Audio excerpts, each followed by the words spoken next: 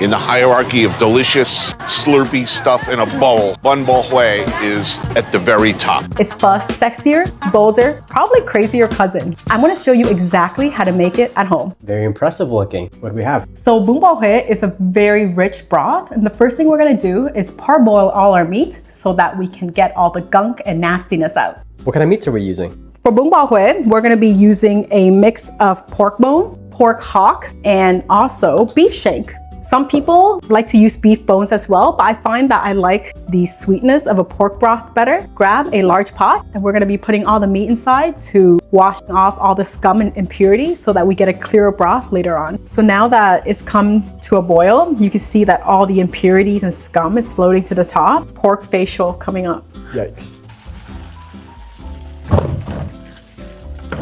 Get yourself another pot, and we're gonna be washing each piece and then putting it back in.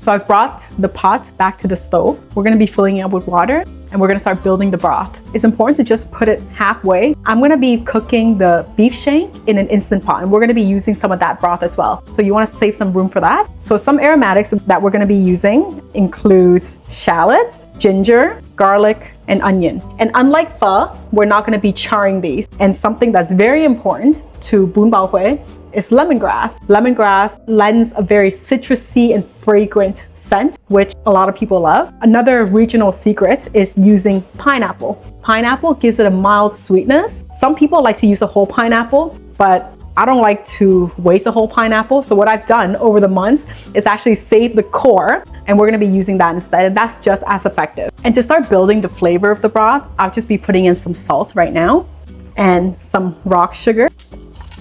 And I'm actually gonna use one of these cubes. This is called a Bún Bò Huế cube, and it's just gonna help us take that flavor to the next level. So we're gonna bring that to a boil, and then after that, let's leave it on a simmer for around an hour and a half. And throughout that time, we wanna continually skim any scum or impurities that float to the top. So I have an 8-quart Instant Pot here that I'm gonna be using to help us tenderize the beef shank a little bit more quickly. If you don't have an Instant Pot, you can put it in the same pot as the pork bones. It's just gonna take a little bit longer. This one gets it to like a really nice tenderness. So I filled the pot halfway with water, and we're gonna be putting the meat inside, and we're gonna be putting in all the same aromatics and salt, seasoning that we put in the other pot as well. So you combine the water? Yeah. Here? Oh, I don't think I've ever seen this. Well, have you ever seen it cook, period? I don't know, I don't think so. This might be the first time. I've eaten it many times. And we're gonna be cooking it for about 25 minutes at high pressure. And once it cooks for 25 minutes, we'll do a quick release.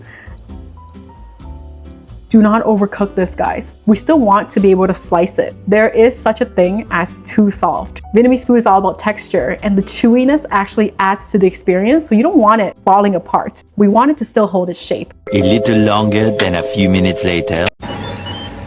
After the pressure drops, very carefully open up your Instant Pot and remove the beef shank. Also remove the pork hock from your other pot after 45 minutes of cooking as well. Let them cool for about 30 to 40 minutes. While we wait, let's work on our lemongrass chili paste. First, heat up some neutral oil. Shallots go in first. After 3 minutes, put in your chopped lemongrass. There's a lot of moisture here, so let it cook off for about 8 to 10 minutes. Then in goes garlic and this Bún Bò Huế spice mix, which can be found at any Asian grocery store. Depending on how spicy you like it, you can add some crushed red chilies at this point. And if not, just skip it entirely. That's totally okay. Annatto Seed Oil to give it that beautiful signature red color that just screams Bún Bò Huế. And I'll link the recipe for how to make that right here. Of course, we can't forget our seasonings, chicken bouillon and fish sauce. If it starts to look a little dry, add a ladle of the pork broth to bring it back to life. Then continue cooking for another 10 to 15 minutes at low heat. Remember to use low heat throughout this entire process because all of these aromatics can burn very easily. Now you're gonna wanna bring the beef broth from the Instant Pot over to the pork broth and combine the two. You may want to outsource this dangerous activity to idle onlookers taking up space in your kitchen. And here's what it looks like when it's done. So gorgeous. I'm going to be putting a little bit of it into the stock pot. I don't want it to be too spicy. I still wanna leave some on the side so people can adjust accordingly. I like to do this closer to the end of the cooking process because if you add this too early, you're gonna lose all the lemongrass fragrance. If you leave it closer to the end, you still preserve some of that nice fragrance. So Bún Bò Huế seems to be one of the top dishes that people order when they go to restaurants.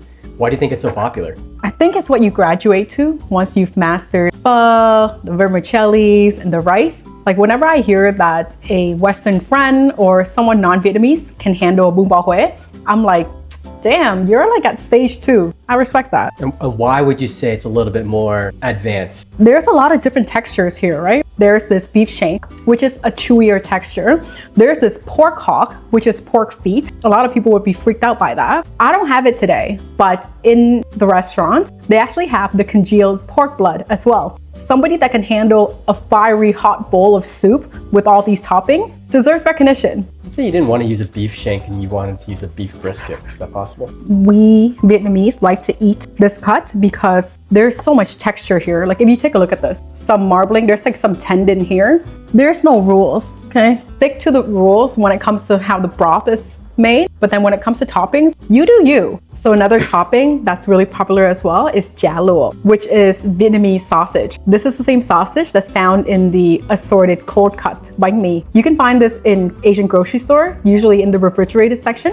And the most difficult part is gonna be ensuring that this doesn't get eaten before you prepare your Bún Bò Huế. Once I open this and it's sitting in the fridge, my kids run and grab a piece. You come in and you eat a couple pieces, and then I have like 2 pieces left to assemble a bowl. It's a great munchie. It's so good. And can you tell us a little bit about the history of Bún Bò Huế? Obviously, it's named after the city, but do you have any more context? Huế actually used to be the imperial city of Vietnam. And this was actually considered one of the dishes that the cooks in the imperial palace created for the emperor of the Nguyen dynasty. It's a little bit more sophisticated. There's a lot of flavors. And look, it has a lot of rich protein. Like there's pork, there's beef. This is a pretty bougie meal. Fancy soup. It seems to be a quicker cook than a pho. I remember watching people make pho. It would take at least half a day, if not a whole day. This seems to be a few hours potentially. Well, you haven't been here the entire time. You literally filmed me a little bit and then you left. What really helped was using that Instant Pot, right? To get this beef shank softened. Right. Otherwise, I think it'd be going for a lot longer. So now we're gonna bring some water to a boil and we're gonna be cooking our rice vermicelli. The rice vermicelli we're using today is a little bit different. It's called the Bún Bò Huế rice vermicelli, and it's a little bit thicker in size. Cook your vermicelli until al dente, then rinse it in cold water and let it drain really well. So during this last part of the cooking process, you should also season to your taste. I like to use some fish sauce. And always just keep tasting it, because throughout the process, we've been adding seasoning along the way, right? And there was some seasoning in the satay as well. So be mindful of that and just keep tasting it. It's so good and so aromatic. And it's not too spicy either. Here, try it. Nice. The lemongrass is so fragrant. It's so good, right? Yeah. So we're just waiting for our noodles to boil and then we get to eat.